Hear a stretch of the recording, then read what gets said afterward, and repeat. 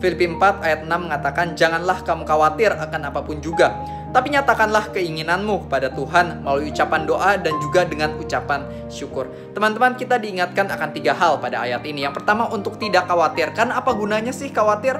Khawatir nggak akan membuat keadaanmu menjadi lebih baik, justru akan membuat diri kamu diserang oleh pikiran kamu sendiri. Yang kedua adalah untuk berdoa. Teman-teman, kebenarannya ketika kita berdoa, kita itu seperti sedang buka pintu untuk surga mengirimkan bantuannya ke dalam kehidupan kita. Dan yang ketiga adalah kita diajarkan untuk mengucap syukur. Daripada kita fokus akan apa yang kita nggak punya, lebih baik kita fokus akan apa yang kita punya. Jangan katakan pada Tuhan akan betapa besar masalahmu, tapi katakan kepada masalah kamu akan betapa besar Tuhan yang ada dalam hidup kamu. Jadi ingat teman-teman, jangan khawatir, terus berdoa dan terus mengucap syukur. God bless you. Teman-teman, sekitar 2000 tahun yang lalu, salib merupakan lambang penderitaan. Karena orang-orang terjahat dari yang paling jahat pada zaman tersebut akan diberikan hukuman dengan cara disalibkan. Disalibkan adalah hukuman tertinggi, hukuman paling hina pada zaman tersebut. Tapi setelah Tuhan Yesus disalibkan, dia masuk kubur dan pada hari ketiga dia bangkit mengalahkan maut dan dosa untuk menebus dosa-dosa kita. Salib nggak lagi melambangkan penderitaan, melainkan salib melambangkan kasih. Maka itu sekarang banyak cincin, mungkin anting, mungkin kalung dengan bentuk salib. Kenapa? Karena salib merupakan sesuatu yang sangat indah. Tuhan kita, dia mampu mengubah sesuatu yang awalnya sangat buruk menjadi sesuatu yang sangat baik. Begitu pula di dalam kehidupan kita. Kita yang awalnya penuh dengan dosa, harusnya masuk neraka, diubah oleh Tuhan jadi bisa masuk surga. Oleh karena kita jadi benar, oleh karena pengorbanan Tuhan Yesus, kita menjadi ciptaan yang baru. Kita yang dulunya memiliki sifat-sifat yang buruk, diubah oleh Tuhan Yesus bisa menjadi pribadi yang lebih baik, jadi garam dan terang bagi dunia ini. Thank you Jesus, we love you so much. Teman-teman, saya ingin bercerita sedikit tentang seorang tokoh di dalam Alkitab bernama Barabas. Barabas adalah seorang penjahat, seorang pembunuh, seorang pemberontak yang saking jahatnya dia hendak mendapatkan hukuman terberat pada zaman tersebut, yaitu mati disalibkan. Tapi singkat cerita, Barabas menemukan dirinya berdiri di atas podium bersama dengan Yesus dan Pilatus, di mana Pilatus berseru pada para rakyat, siapa yang kau kehendaki untuk aku bebaskan? Apakah Yesus atau Barabas? Di mana orang-orang berseru, salibkanlah Yesus dan bebaskanlah Barabas. Dan singkat cerita, Barabas dilepaskan dari belenggunya. Dalam kata lain, Barabas yang harusnya mati jadi selamat, nggak jadi mati. Posisinya digantikan oleh Yesus. Yesus yang mati pada hari itu. Teman-teman, ketahuilah bahwa apa yang terjadi di atas podium itu menggambarkan apa yang terjadi di atas kayu salib. Sebab akulah Barabas dan kamulah Barabas. Kita yang berdosa harusnya mati oleh karena dosa-dosa kita. Tapi di atas kayu salib itu Tuhan Yesus dia mengambil posisi kita. Dan dia melakukan itu semua karena dia sayang sama kita. Dia telah mengorbankan nyawanya untuk menebus dosa-dosa kita. Jesus loves you so much. Matius 13 ayat 44 mengatakan bahwa hal kerajaan sorga itu seumpama seorang yang menemukan sebuah harta di dalam ladang. Dan setelah dia menemukannya, dia langsung pergi menjual semua hartanya dengan penuh sukacita dan membeli ladang tersebut. Karena dia tahu harta yang dalamnya jauh lebih berharga dari semua yang dia miliki. Nah teman-teman, saya pengen bertanya pada kamu, apakah kamu tahu apa itu harta kerajaan sorga?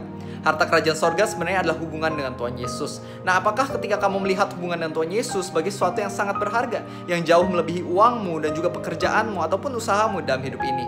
Hari ini saya ingin mengatakan bahwa kebenarannya berkat kekristenan yang nomor satu, yang tertinggi dan terutama adalah hubungan dengan Tuhan Yesus itu sendiri.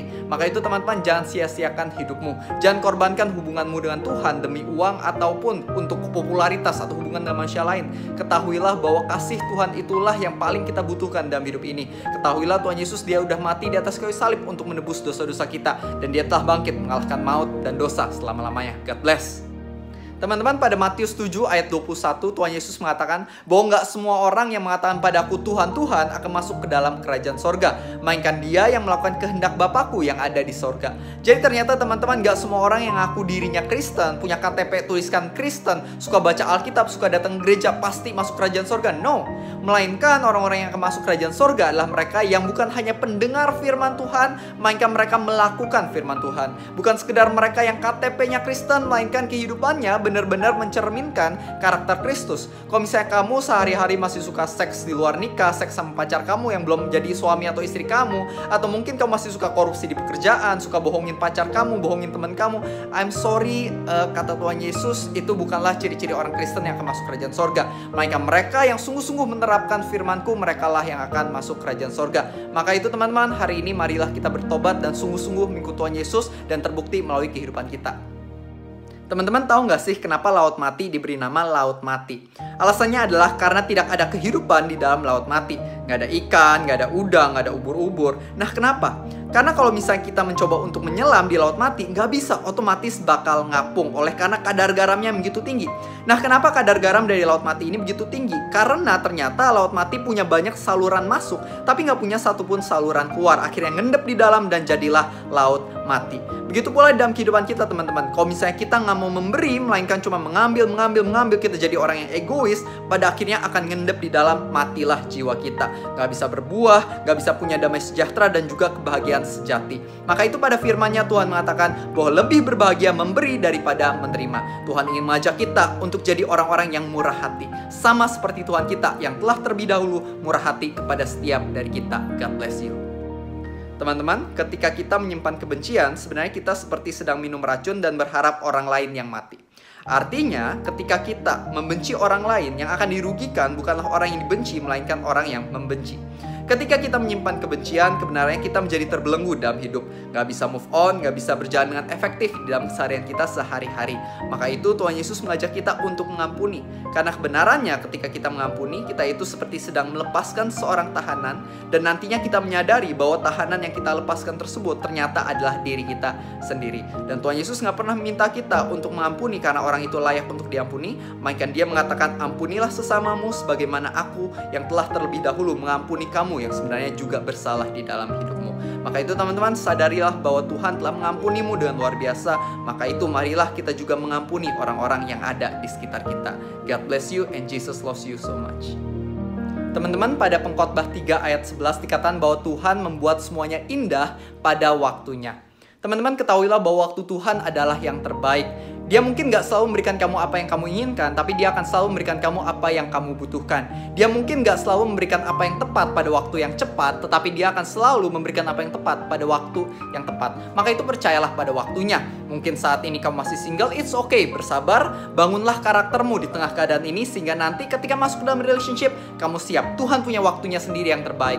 Meskipun saat ini masih belum dapat pekerjaan yang kamu inginkan, tetap bersabar teman-teman. Ingat bahwa Tuhan tahu waktu yang terbaik. Rancangan Dia lebih besar dibandingkan rancangan kita, dan waktunya lebih tepat dibandingkan waktu kita. Di tengah keadaan ini, marilah kita belajar senantiasa, berdoa senantiasa, dan juga bersyukur senantiasa.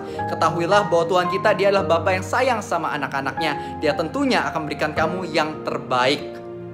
Pada Yohanes 10 ayat 10, Tuhan Yesus mengatakan bahwa sang pencuri datang untuk mencuri, membunuh, dan membinasakan. Tetapi aku datang untuk memberikan hidup dan hidup di dalam kelimpahan. Teman-teman, kebenarannya musuh kita, si iblis, dia akan terus-menerus mencoba untuk menghancurkan kita dengan cara menggoda kita untuk melakukan dosa. Contohnya, dia akan menggoda kita, udah lakukan aja seks di luar nikah, udah buka aja pornografi, udah lakukan aja korupsi, udah benci aja orang-orang yang ada di sekitar kamu itu.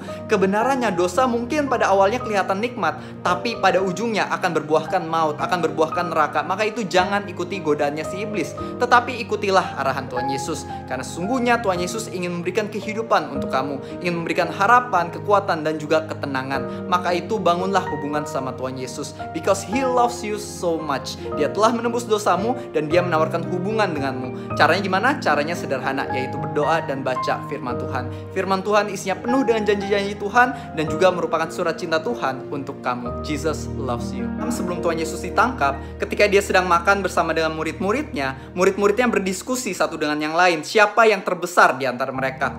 Dan ketika Tuhan Yesus mendengarkan hal itu, Tuhan Yesus menjelaskan kepada setiap dari mereka bahwa yang terbesar di kerajaan sorga bukanlah dia yang dilayani, melainkan dia yang melayani. Setelah itu Tuhan Yesus tiba-tiba Dia berlutut di bawah kaki murid-muridnya dan Dia mulai membasuh kaki murid-muridnya. Murid-muridnya menjadi sangat panik dan sangat bingung. Guru, janganlah Engkau melakukan hal seperti ini kepada kami. Engkau adalah guru kami, Engkau adalah Tuhan kami. Seharusnya Engkau tidak membasuh kaki kami, melainkan kamilah yang membasuh kakimu. Tapi Tuhan Yesus mengatakan ini semua harus terjadi karena aku sedang memberikan contoh untuk kamu. Dan jika aku yang merupakan gurumu dan Tuhanmu mau membasuh kakimu, maka kamu seharusnya juga mau melakukan yang demikian untuk sesamamu.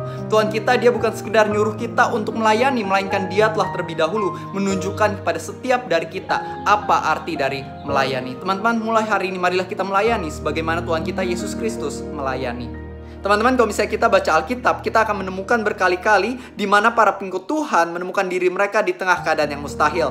Contohnya, Daud, seorang gembala domba bertubuh kecil, dia harus maju berperang melawan panglima raksasa dari Filistin bernama Goliat. Kelihatannya udah pasti kalah. Contoh lain, Gideon, dia harus maju berperang hanya dengan 300 pasukan melawan puluhan ribu tentara. Kelihatannya fix pasti kalah. Contoh lain, Musa, dia memimpin bangsa Israel dan dia dihadang oleh Laut Merah yang begitu luas dan dikejar oleh tentara Firaun dari belakang. Kelihatannya udah skakmat.